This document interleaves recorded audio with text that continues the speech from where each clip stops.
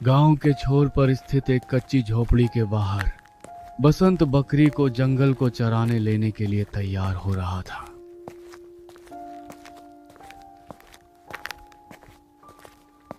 बसंत, आज मेरा मन बहुत भारी हो रहा है। रात को सपने में भी कुछ अच्छा नहीं देखा। क्या क्या तुम्हारा जंगल जाना बहुत जरूरी है? अरे पगली, मैं जंगल नहीं जाऊंगा तो ये बकरियां क्या खाएंगी? और अगर ये भूखी रहेंगी तो फिर अरुण की नई कमीज के लिए पैसे कहाँ से आएंगे? गरीबी सपने देखकर नहीं, मेहनत करके मिटती है। मैं जानती हूँ, पर गांव वाले कहते हैं कि उस घने जंगल के उत्तरी हिस्से में कोई साया भटक रहा है। कल ही मुखिया जी कह रहे थे कि वहां से अजीब अजीब आवाजें आती हैं। लोग उसे छलावा कहते हैं। अरे लक्ष्मी, तुम भी इन अनपढ़ गांव वालों की बातों में आ जाती हो। मैं सालों से उसी जंगल में जा रहा हूँ। वहाँ पेड़ों और जानवरों के अलावा कुछ नहीं है। ये सब मन का वहम है। वहम नहीं है बसंत, मेरी बात मानो। आज ज्यादा अंदर मत जाना। और सुनो, जैसे ही सूरज ढलने लगे फौरन घर की तरफ मुड़ जाना। अंधेरा होने से पहले तुम्हारा आंगन में होना जरूरी है। वादा करो मुझसे। ठीक है बाबा, वादा करता हूँ। जैसे ही सूरज थोड़ा झुकेगा मैं बकरियों को वापस मोड़ लूंगा। बसंत ने अपनी लाठी उठाई और मुस्कुराते हुए अपनी बकरियों के झुंड को आगे बढ़ा दिया।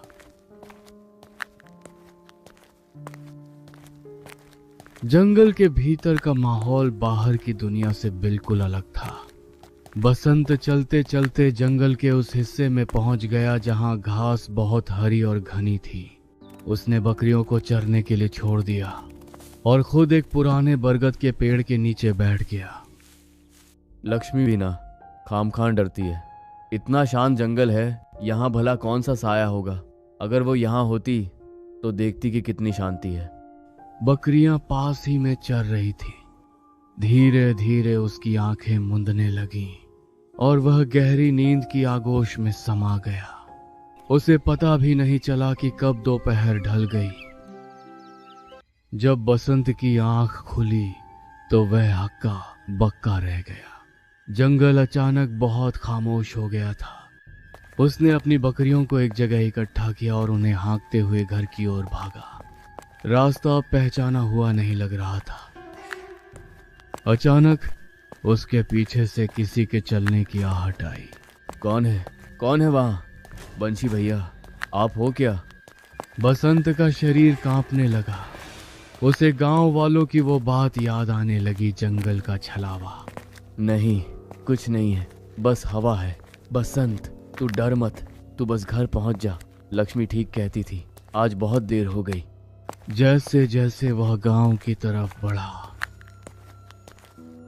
पर आखिरकार गांव की दूर जलती मशालें उसे दिख। जब बसंत अपनी बकरियों के साथ घर पहुंचा। आप ठीक तो हैं? मैंने कहा था ना कि शाम से पहले आ जाना। कितनी देर कर दिया आपने? मेरा तो कलेजा मुंह को आ गया था। मैं ठीक हूँ लक्ष्मी, बस ज़रा आँख लग गई थी। पर एक बड़ी मुसीबत हो गई। हमारी एक बकरी गायब हो गई है, वह सफ़ेद वाली जो सबसे तंदुरुस्त थी। क्या? गायब हो गई? कैसे? क्या क्या किसी तेंदुए ने हमला किया? पता नहीं, मैंने सब तरफ देखा पर वह कहीं नहीं मिली। मुझे तो डर है कि कहीं वह जंगल के उसी हिस्से में न रह गई हो जिसे लोग शापित कहते हैं। मैंने सुबह ही चेतावनी दी थी। उस जंगल में कोई जानवर नहीं, बल्कि कोई शैतानी शक्ति है। वह बकरी अब कभी वापस नहीं आएगी। तुम पागल हो गई हो क्या? बकरी है, कहीं भटक गई होगी। कल सुबह जाकर ढूंढ लूंगा। नहीं, आप कल वहाँ अकेले नहीं जाएंगे। मुझे लगता है कि ये सिर्फ शुरुआत है। पर उसका मन अशांत था। रात भर वो बिस्तर पर करवटें बदलता रहा। उसे पता नहीं था कि अगली सुबह उसके जीवन की सबसे भयानक सुबह होने वाली है। वह बकरी आखिर गई कहाँ? अगर उसे भेड़िया ले जाता तो खून के निशान होते, मेमने की चीख सुनाई देती। पर वह तो जैसे हवा में विलीन हो गई। 1000 रुपये की बकरी थी वह, ऐसे कैसे छोड़ दूं? हम जैसों के लिए एक बकरी का जाना चूल्हे की आग बुझने जैसा है। मैं कल सुबह फिर उसी जगह जाऊंगा। शायद वह किसी गड्ढे में गिर गई हो। सुबह हुई। बसंत, 1 बसंत, बसंत ने अपनी लाठी उठाई और चुपके से निकलने लगा। तभी अरुण उसके सामने आकर खड़ा हो गया। पिताजी, माँ सही कह रही हैं। आज मुझे भी रात भर अजीब सपने आए। ऐसा लगा जैसे कोई खिड़की से हमें ताक रहा है। आप अकेले मत जाइए। तू अब बड़ा हो रहा है अरुण, इन डरपोक बातों में मत आ। मैं दोपहर तक लौट आऊंगा। अपनी माँ का ख्याल रखना। बसंत फिर से उसी घने जंगल की ओर बढ़ चला। चलते चलते बसंत उसी बरगद के पेड़ के पास पहुंचा जहां वो कल सोया था। वहां पहुंचते ही उसने देखा कि चारों तरफ सन्नाटा है। अरे, कोई है? मेरी बकरी देखी क्या? झाड़ियों से एक बूढ़ा आदमी बाहर निकला। किसे ढूंढ रहे हो बेटा? यहाँ जो खो जाता है वो फिर कभी दिखाई नहीं देता। बाबा, मेरी एक सफेद बकरी कल यहीं से गायब हो गई थी। क्या आपने देखी? बकरी? यहाँ तो इंसान गायब हो जाते हैं, तुम बकरी की बात करते हो। लौट जाओ बेटा। अभी सूरज सिर पर है तो रास्ता दिख रहा है। जैसे ही ये परछाइयां लंबी होंगी, ये जंगल अपना रूप बदल लेगा। बाबा, आप मुझे डरा रहे हैं। मैं बरसों से यहाँ आता हूँ। कैसा रूप बदल लेगा? ये जंगल नहीं, ये छलावे का घर है। वह तुम्हारी आंखों में धूल झोंक देगा। तुम्हें लगेगा कि तुम घर जा रहे हो, पर तुम उसकी मान में पहुंच जाओगे। वह आवाजें बदलेगा, रूप बदलेगा। मेरी बात मान, भाग जा यहाँ से। आप जैसे लोग ही अफवाह फैलाते हैं। पुरानी बातें छोड़िए बाबा, मुझे मेरी बकरी ढूंढनी है। मुझे कोई छलावा वलावा नहीं डरा सकता। जा, अपनी मौत को खुद गले लगा, पर याद रखना, अगर रास्ते में तुझे कोई अपना दिखे तो उस पर भरोसा मत करना। यहाँ जो दिखता है वह होता नहीं। बूढ़ा तेजी से झाड़ियों की ओर बढ़ गया और पलक झपकते ही ओझल हो गया। बसंत खड़ रह गया। दोपहर ढलने लगी थी। बसंत जंगल के और अंदर चला गया था। अचानक अपनी वही सफेद बकरी दिखाई दी। अरे, मिल गई मेरी जान। कहाँ चली गई थी तू? बसंत ने उसे पकड़ने के लिए हाथ बढ़ाया, लेकिन जैसे ही उसने उसे छुआ, वह बकरी धुएं की तरह उड़ गई। ये क्या था?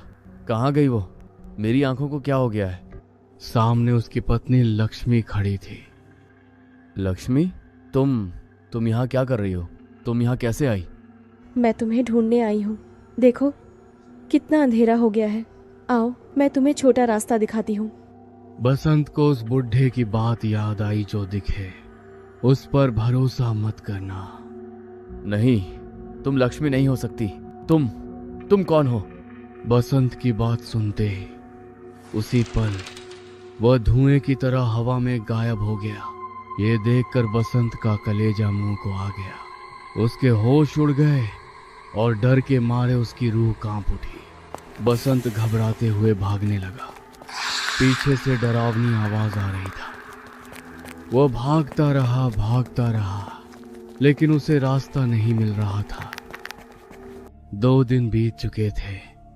मैंने कहा था, मैंने मना किया था उसे। वह जंगल उसे निगल गया। मेरा सुहाग निगल गया। माँ, मैं चुप नहीं बैठ सकता। पिताजी कहीं ना कहीं फंसे होंगे।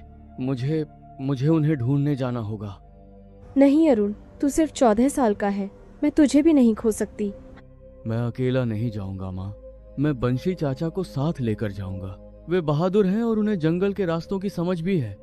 अरुण दौड़कर बंसी चाचा के घर गया। उन्होंने जब अरुण की बात सुनी, 2 दिन हो गए। बसंत जैसा चरवाहा रास्ता नहीं भटक सकता। जरूर कुछ अनहोनी हुई है। चल बेटा।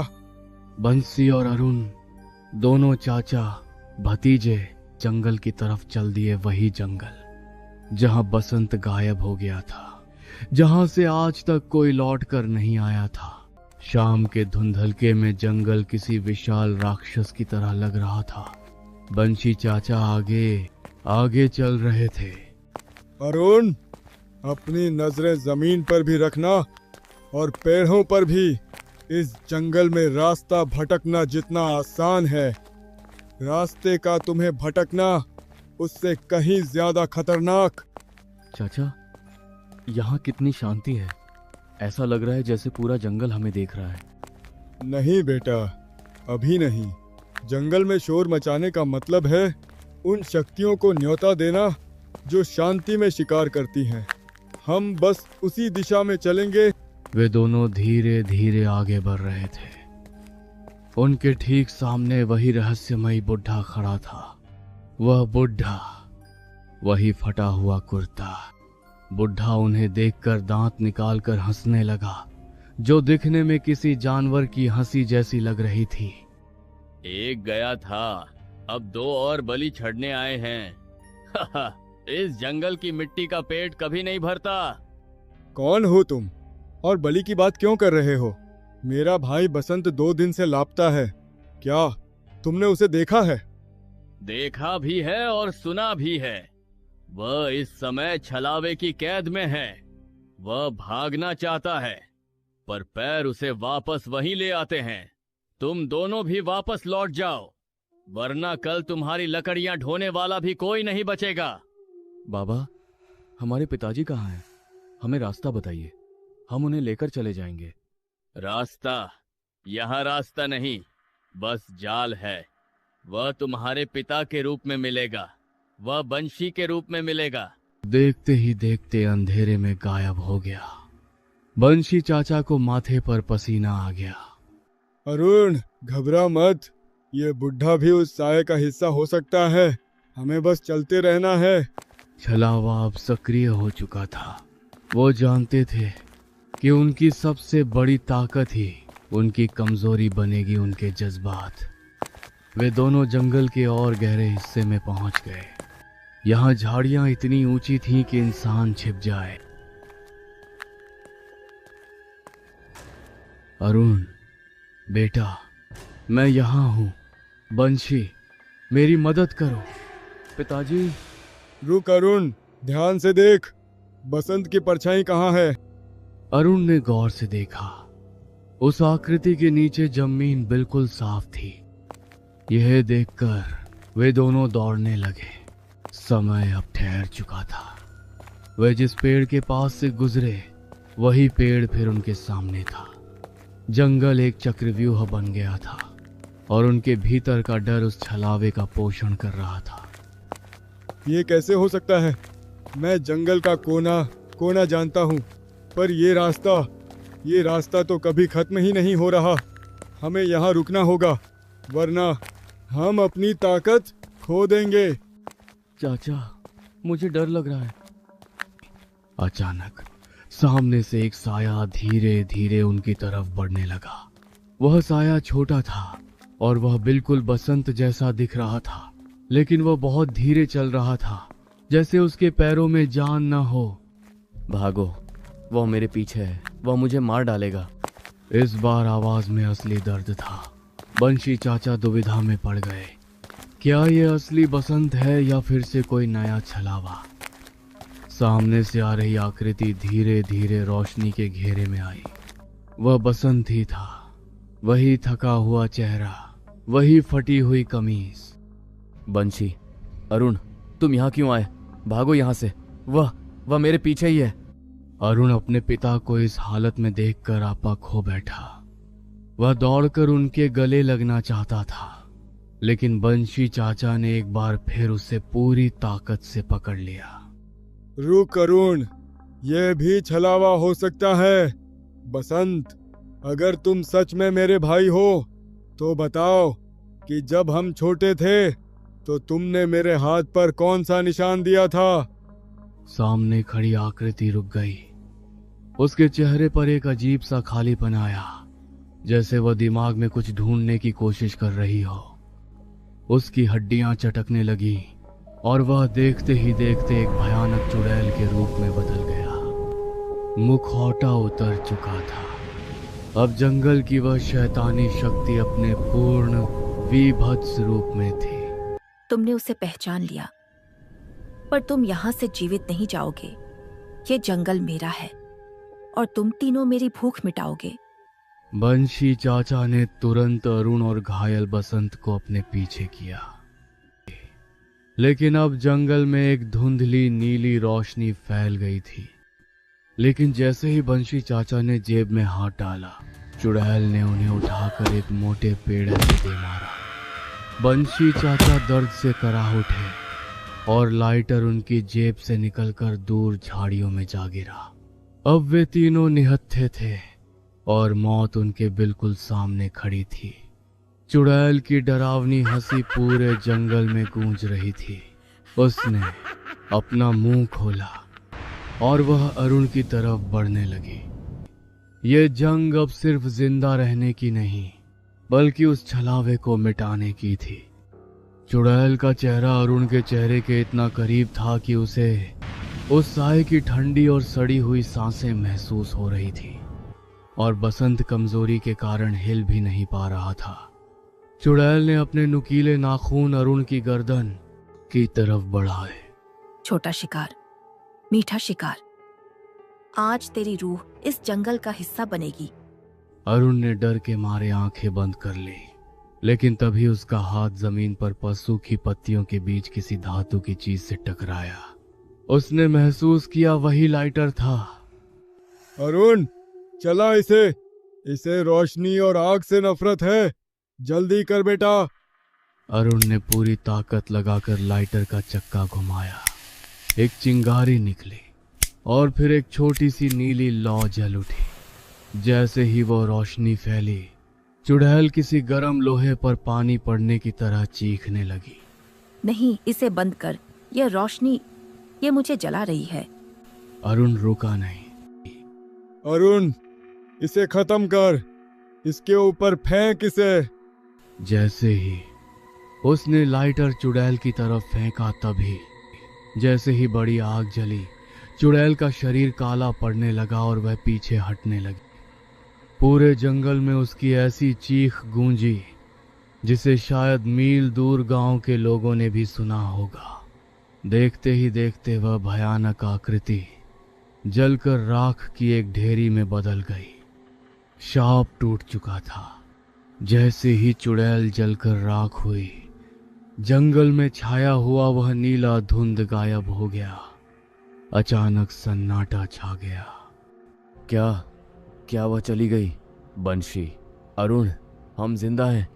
हाँ भैया, वह खत्म हो गई, लेकिन हमें अभी इसी वक्त यहाँ से निकलना होगा। ये जंगल अभी भी सुरक्षित नहीं है। अरुण ने लाठी पकड़कर रास्ता दिखाना शुरू किया। वे उसी दिशा में भागे जहां से सूरज उगता था। अब जंगल उन्हें भटका नहीं रहा था। जब वे जंगल के मुहाने पर पहुंचे तो वही रहस्यमयी बुढ़ा खड़ा था।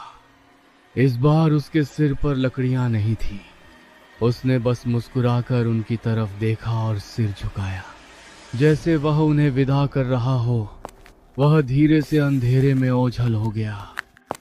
बसंत को उसकी बकरी तो नहीं मिली, पर उसे वह सबक मिल गया जो सोने से भी कीमती था। जंगल का वह हिस्सा आज भी है,